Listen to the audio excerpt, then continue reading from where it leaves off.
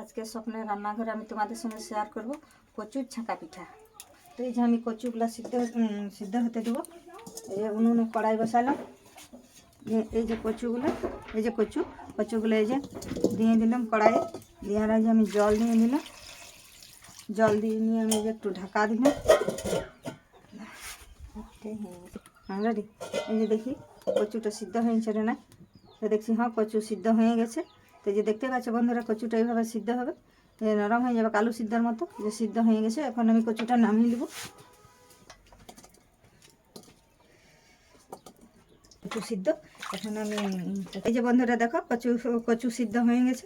এখন আমি কচুগুলো একটা একটা করে ছাড়িয়ে নেব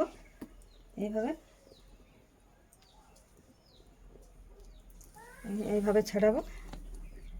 সেটা সিদ্ধ করে নিয়েছি, কচুগুলো এইভাবে আমি সেনে নেব। এইভাবে কচুগুলো সানতে হবে।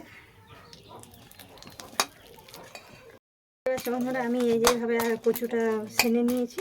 তো এইটাই আমি এই যে একে একে উপকরণের একটা ডিম নিয়েছি, আর এক বাটি চালের গুঁড়ি, আর এক বাটি ময়দা। এটাতে আছে নুন, এটাতে আছে হলুদ, এটাতে আছে পেঁয়াজ বাটা, এটা আছে আদা বাটা, এটা রসুন বাটা, এটা জিরা বাটা, এটা কাঁচা পাকা লঙ্কার বাটা। তো একে একে আমি সব মশলাগুলোতে দিয়ে দেবো।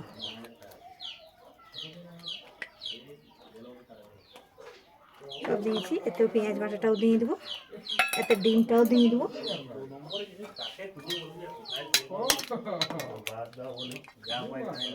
ডিম দিয়ে দিলাম, এই যে চালের গুঁড়ি দিয়ে দিলাম, একটু ময়দা দিয়ে দিলাম, মতো নুন দিয়ে দেবো, নুন দিয়ে দিলাম, হলুদ গুঁড়া দিয়ে দিলাম। এইভাবে হালকা গরম জল দিয়ে মাখবো। রেডি। এই আমি এইভাবে মশলা হলদি সব এইভাবে সমান করে সেনে নিয়েছি। এখন আমি একটা গরম জল দেবো, তো ফুটন্ত গরম জল, এটা ফুটন্ত গরম জল।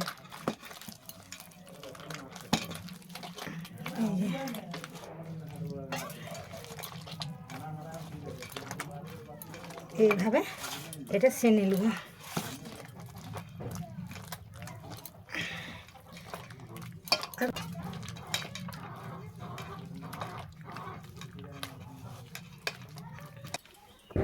এই যে বন্ধুরা দেখতে পাচ্ছ তেলটা আমার কড়ার তেলটা গরম হয়ে গেছে। এখন আমি দিয়ে দেবো এইভাবে, এই দিয়ে দিয়েছি।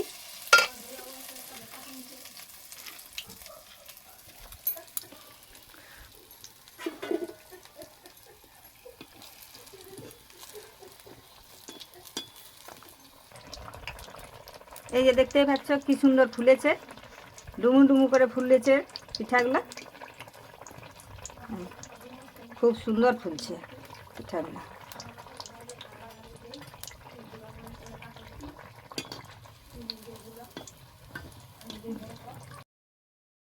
আমি কচু আর ডিম নিয়ে ছাঁকা পিঠা করেছি, কি সুন্দর হয়েছে।